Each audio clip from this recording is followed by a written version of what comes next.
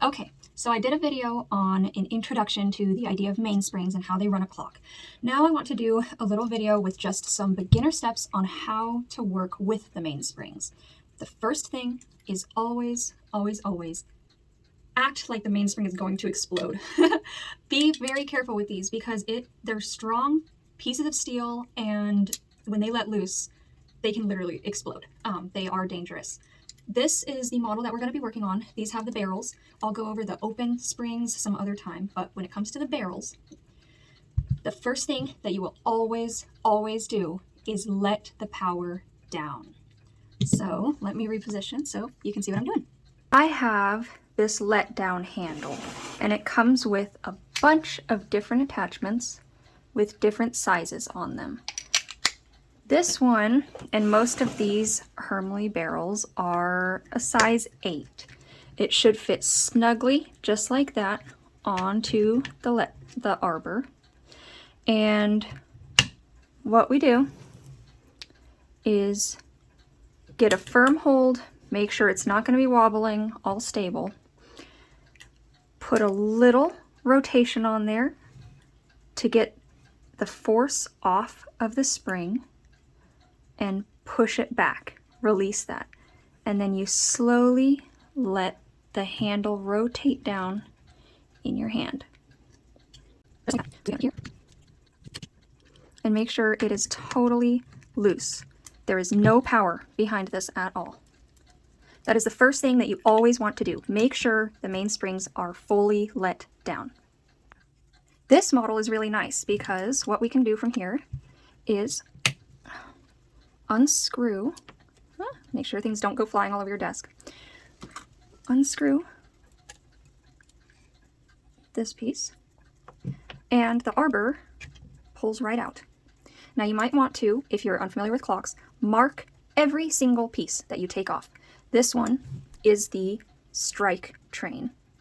So I would put a little S on the arbor. Some of these are interchangeable, sometimes they're not, so you always just want to keep track just in case. And then pull the barrel straight out. Keep track of the orientation of the barrel. Sometimes it's like this, sometimes it's like this. So you want to mark things like S for strike, and you can put a little arrow, something to denote the upward orientation. That way you don't end up confused, accidentally putting it in upside down. Sometimes you can do that. We'll go ahead and take the rest of the barrels out. I'll be overhauling the rest of this clock, but for now I just want to focus on the mainsprings. Every single time that you work on a clock, there's a lot of people that will overlook the mainsprings themselves. Maybe they just don't want to deal with it. Maybe they don't have the proper equipment to work on them. But I really cannot overstate the importance of going through and maintaining the springs. They're the heartbeat of the clock. They are the driving force, literally. And so if these are sticky, if they're dry, if they're coned, or if they've lost their spring, you will have trouble running the clock. It doesn't matter how good you work on the rest of the movement. If there's something wrong with the springs, it's not going to run. So let me show you how to open up one of these barrels. I take it and you give it a good whack. You just pop the cap right off. Now if we look in here, you can see the real grimy. That is just, it's dry, it's gritty. They definitely need to be worked on. So before you start disassembling them too, check for wear out. Sometimes these arbors start to wear through the barrel, or even worse, through the caps. You can bush the barrels, but the caps, you're better off just buying new caps. They are available for purchase, but none of these are worn out to the point that I'm worried about it at all. So we'll go ahead and just start opening them.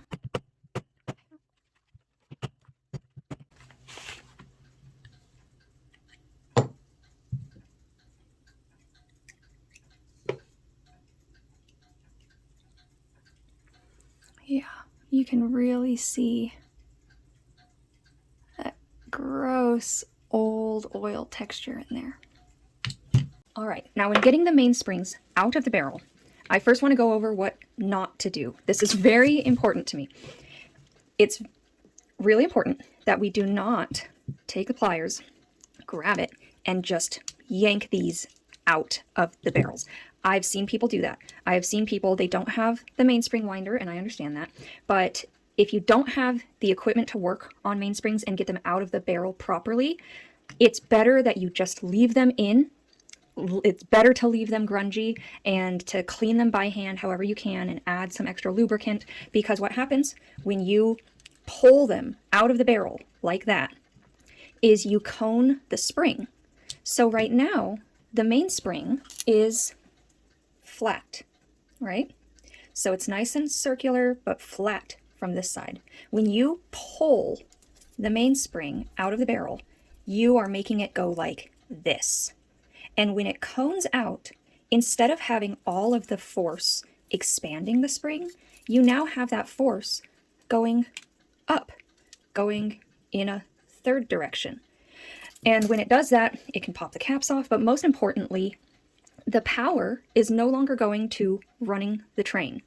It's going in this useless upwards position. So I have seen other clock makers, and I've worked on the clocks where they pulled the springs out, they coned the springs, maybe the rest of the work that they did was okay, but the clock doesn't run because you've just ruined the power behind it.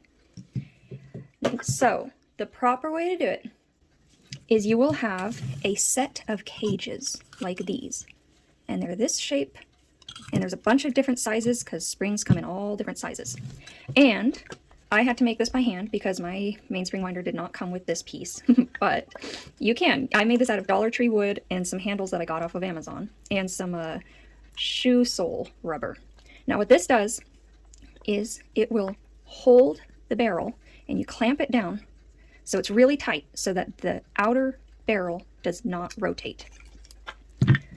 So I'll show you how to get it out with the mainspring winder, but for sizing with the cages, you're going to want about as big of a cage as you can fit inside the brass with a little bit of wiggle room. So you see this one, it has a lot of space in between, meaning that when we compress the spring, this is probably not going to be wide enough to go around it. So we'll go a size up, and this will work really nicely. Let me show you the different setup and how we compress these. So we are going to be very safe while doing this. Try to wear protective glasses, definitely use a thick pair of gloves, and the phone's gonna shake when when I'm going through this probably. So you take the spring cage and we'll place it on here. You get the winding arbor, place that in here, and this is really locked down. It's really clamped onto the spring, so it's just not moving anywhere. We have the hole under here, goes on and clamped, and we kind of level this so it's a little high. Bring it lower, put it right there. Now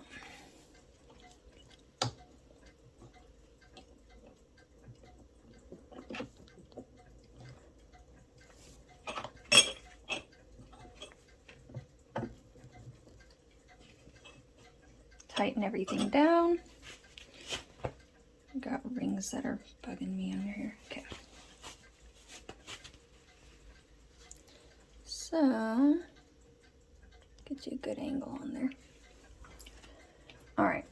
Now with our gloved hand, we're going to hold this all in place and sneak a thumb around so that this doesn't cone out accidentally. And we're just going to wind it all the way up. There. Clamp this down, and then this sleeve slides around the spring inside of the barrel. Loosen that up and slowly wind it back out.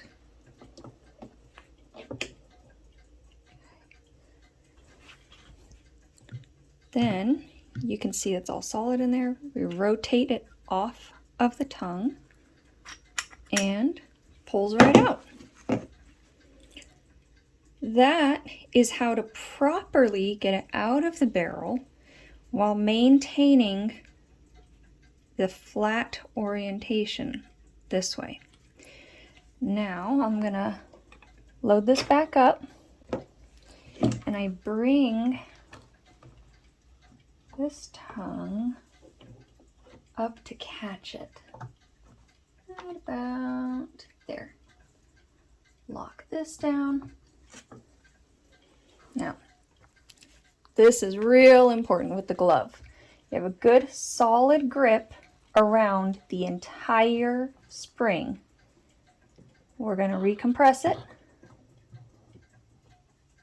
Slide the sleeve back off and slowly decompress it.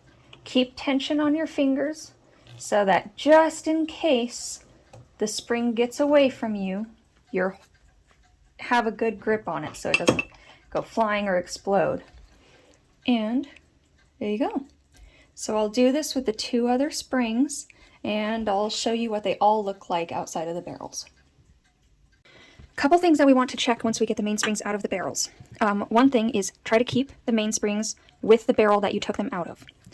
2, make sure that you noted the orientation that the spring goes into the barrel. This one it's obvious because you have the directional tongue and it has to go this way, but sometimes you can put the spring in backwards and you won't notice until you get it back into the clock. So make sure you've noted exactly how the spring comes out. You want to make sure that the tongue is intact, that there's no cracking on the corners.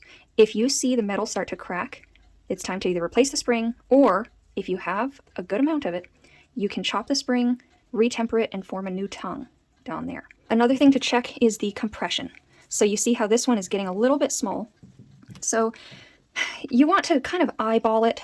You can usually use a ratio of the mainspring barrel to the spring, and you see how you can still fit the whole diameter of the barrel on that spring.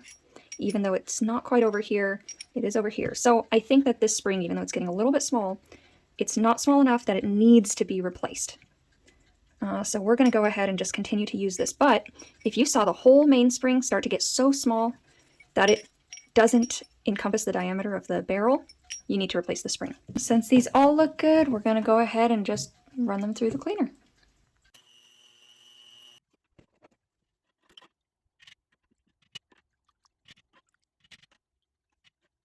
Here I have the mainsprings out of the cleaner. I also went through and I wiped them down with a rag with a little bit of the cleaning alcohol on it, just to make sure that I got all the residue, any sticky residue, off of the springs. This point, I'm going to ask any clockmaking purists to please look away because we're going to go through the lubrication process on these. I have my own personal way of doing it. Now, they do make mainspring lubricant. Personally, I'm not a big fan of that. I think that the lubricant that's meant specifically for mainsprings is a little too thick, and I find that it gets tacky, I find that it dries out, and I don't think it leaves the springs in very good condition for a long time. What I personally like to use, and this is why I ask the purists to look away, is 5W20 automotive oil. I like it because it's meant for longevity. It's nice and thin, it flows, and I know that it's going to last for a long time. So I have this brush, I got this at the dollar store, and a little jar. I just dip it in there, and then I brush this on to the spring. I like these foam brushes because I can go all the way around, and it just squishes when it gets to the center. And you can see that I can just keep going around the spring and force the oil all the way down the center. Okay. And take a little extra drop loosely and just brush it on. And because this oil is nice and thin, it kind of drips. So when you place it in between the springs, you can kind of watch it just glide all the way down.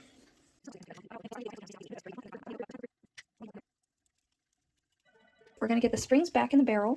I'm going to start with the largest spring because that's the last one that I took out before.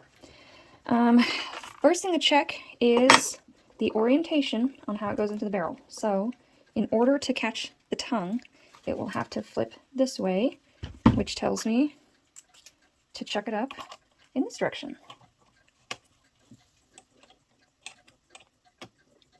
So getting the spring back in the barrel can be a little bit tricky because you need to leave an extra tail in the bottom to make sure it can hook back in. So I use a ratio of this spring barrel we know fits in, or spring cage fits inside of the barrel. So I lower the holder so it just lines up with the edge. And I find that when I use that ratio, when I wind this back up, it leaves me this nice tail that I can use to hook on. When you wind and compress that spring, you'll notice you get a little bit of that excess oil starts to squeeze out between the springs, but that looks pretty good. It's not too much. You have another friction point right here. This lip is going to be constantly rotating on this brass part of the barrel, right? So we want to make sure that we get some good lubrication on there as well. I have this grease. I prefer using a grease on there because it's going to be forced to rotate. Now, you could assume that the oil from the spring will eventually make its way onto that area, but better safe than sorry. I want to make sure that it's not going to be just metal against metal, because that will cause so much wearing over time.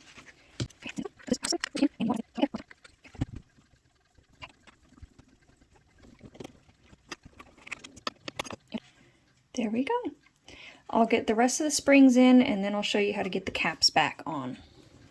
This one is our strike. To close them, you want a little block of wood and a nice heavy hammer. We're going to make sure that we get some grease on this part that's going to be riding on the cap as well. And then place that on. You want it at a little angle like this. So one part is seated, one side is up. And then, pretty self-explanatory, we'll rest half of your hand on the side that's already down to try to keep that compressed.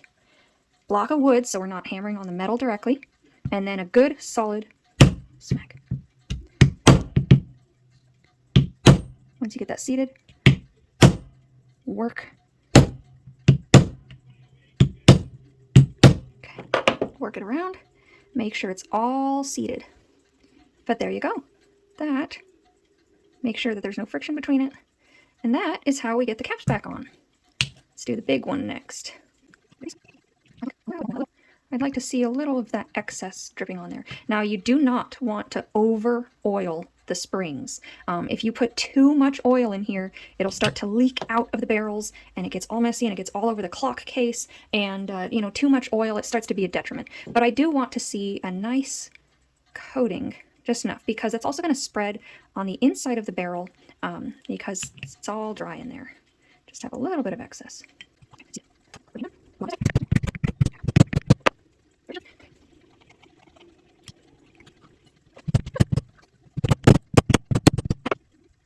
Now we have those all back together. We'll get them installed in the clock and the clock running again. But that is how I handle mainsprings. Got them out, got them cleaned, got them relubricated, and all back together. All right. Thank you. Hope that was helpful.